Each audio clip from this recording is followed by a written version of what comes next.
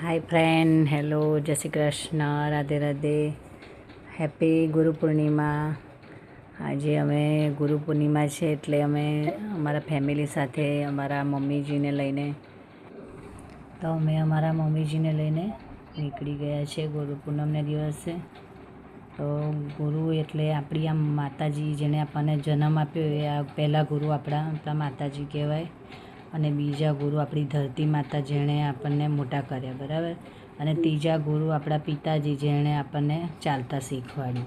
અને ચોથા ગુરુ આપણા શિક્ષક, જેણે આપણને વાંચતા લખતા શીખવાડ્યું, બરાબર. તો પછી પાંચમા ગુરુ આપણા આધ્યાત્મિક ગુરુ, જે આપણે અત્યારે જઈ રહ્યા છે ગુરુ પૂનમને મળવા માટે. તો એ આપણને સાચું જ્ઞાન આપે છે. અને ગુરુ વિના જ્ઞાનને એવું કહેવામાં આવે છે, એટલે ગુરુ જીવનમાં હોવા જરૂરી છે. આપણે અહીંયા મંદિરમાં આવી ગયા છે. અહીંયા સિટીની વચ્ચે જ આવેલું છે. અહીંયા બાજુમાં એસએસસી હોસ્પિટલ છે અમારી બરોડામાં. અમે અહીં મંદિરમાં આવી ગયા છે. આજે બહુ ગીર્દી છે નહીં. અહીંયા જે સંતો સમાધિ થઈ ગઈ, એમની આજે પૂજા રાખવામાં આવે છે. અને ગુરુ પૂર્ણિમા માં એટલે પૂર્ણ ગુરુમાં. માં ભણેલી હોય કે અભણ હોય, પરંતુ સંસારનું સૌથી મહત્વપૂર્ણ જ્ઞાન આપણને મા પાસેથી જ પ્રાપ્ત થાય છે. ગુરુ બ્રહ્મા, ગુરુ વિષ્ણુ, ગુરુ દેવો મહેશ્વરા, ગુરુ સાક્ષાત પરમ બ્રહ્મા, તસ્મૈ શ્રી ગુરુદેવ નમઃ. અને અહીંયા જે મહારાજની સમાધિ છે બધી, તે દર ગુરુ પૂર્ણિમાએ અહીંયા પૂજા રાખવામાં આવે છે. આવી રીતના બધા ગુરુઓની સમાધિની પૂજા થાય છે. અને દર ગુરુ પૂનમે આવી રીતના રાખે છે. ને અમારા ગુરુજી સામે બેઠા છે, આપણે હમણાં દર્શન કરીશું. આ અમારા ગુરુજી છે, ગુરુ મહારાજ. પહેલાં આપણે દર્શન કરી લઈએ સંતરામ મહારાજની ગાદીના.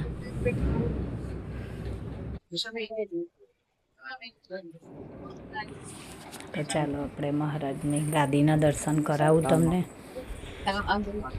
તો અમારા સંતરામ મહારાજની ગાદી છે, અહીંયા બધા દર્શન કરે છે. ને આ બધા મહારાજ છે, અલગ અલગ જગ્યાએ એમના નામ લખેલા છે. અને બધી એમની ગાદી આવેલી છે અલગ અલગ ગામમાં. મહારાજની, સંતરામ મહારાજની મેઇન ગાદી નડિયાદમાં આવેલી છે. એટલે બધા નડિયાદમાં દર્શન કરવા જાય છે. મોટી પૂનમ હોય, અમે પણ નડિયાદ જઈએ, પણ આપણને ટાઈમ ના હોય તો આપણે આ નજીક બરોડામાં પણ એમની ગાદી છે. ચાલો તમને હું ગાદીના દર્શન કરાવું. અહીંયા આવી જારી ટાઈપ દરવાજા નથી, આવી રીતના જારીમાંથી જ દર્શન કરવાના હોય છે.